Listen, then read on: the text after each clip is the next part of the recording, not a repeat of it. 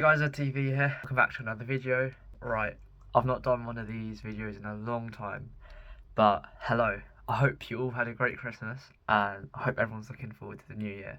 We're at that time of year now where I had to sit down and I was reflecting. 1 year ago, at exactly this sort of time, I was so stressed out with my university application, especially the fact that I applied to Oxford. And now I'm aware a lot of students who have also applied to Oxford or Cambridge this year are in a similar situation,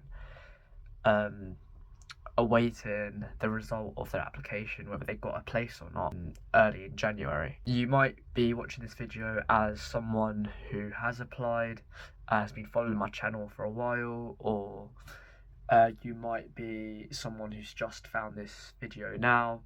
Whoever you are, my channel, especially last year, has been really Oxford application centric.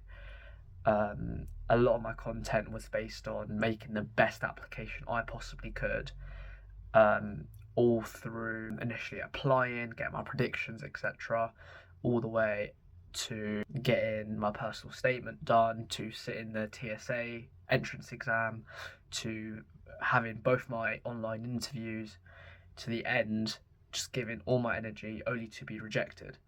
As you can see, I'm wearing a Exeter University hoodie, so I'm now happy at Exeter University, and I'm all glad. I'm really happy there, and I'm really glad I got here. I've met some amazing people, had amazing times. Come into the end of first term now, and I do remember at that moment of time, the moment I got rejected, I was feeling very upset. Yeah, it really did affect me, and I'm aware that this possibly will affect a lot of people.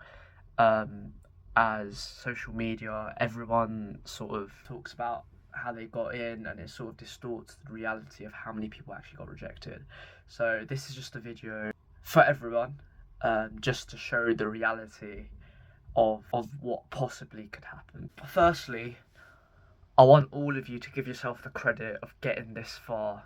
The fact that you've actually applied to Oxford or Cambridge, the best university in the world, and got through these interviews, got through these entrance exams, like, that in itself is a massive achievement. I know you've probably heard this before, but you can literally say you've had an interview, and even though you haven't got to the end, you've got so far. It's such a tiny percentage of the entire world population that actually get this far. So yeah, just give yourself the credit firstly, because even me myself, I've been through the interviews. I know how brutal they are, how much they dig into you, how much of a headache you get afterwards because they push you that far. Yeah, I applaud all of you.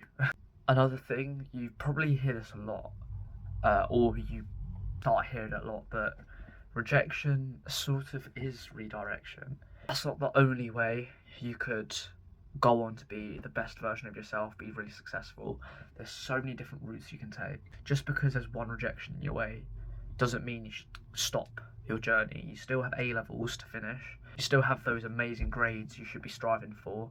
You know what? If you do get rejected, just use that to motivate yourself to push on and prove them wrong.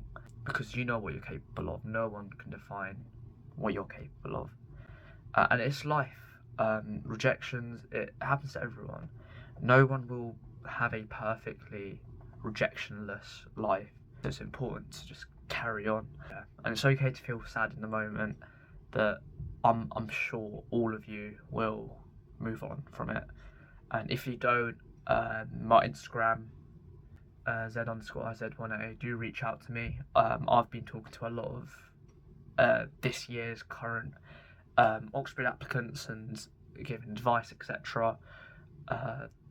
Do reach out if I can be of help of any of you. I have a reputation of replying really fast, so yeah. I think it's also important to remember the role of luck. So there's so many scenarios that could have happened. The morning of your interviews, you might have been ill. Just to give a few, the interviewer might have had some biases. You might have been the last interview of the day, like my example, so perhaps the interviewers were bored of saying and hearing the same things again and again. Maybe they just wasn't having a bad day, maybe you weren't having a bad day, maybe you just found out some bad news and it ruined the mood. Perhaps the environment you were in at home, it was cold, perhaps the internet went off.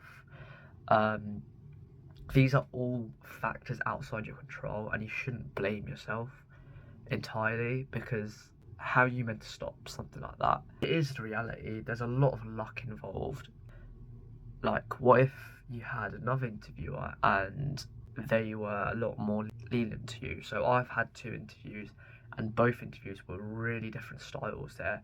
And imagine there were so many other interviewers that had similar styles and completely different styles. What if I had another interviewer, 2 interviews with completely different styles to the ones I had, and I smashed them, and I was at Oxford right now? So there was a lot of different scenarios that could have happened, and you should not at all blame yourself for that.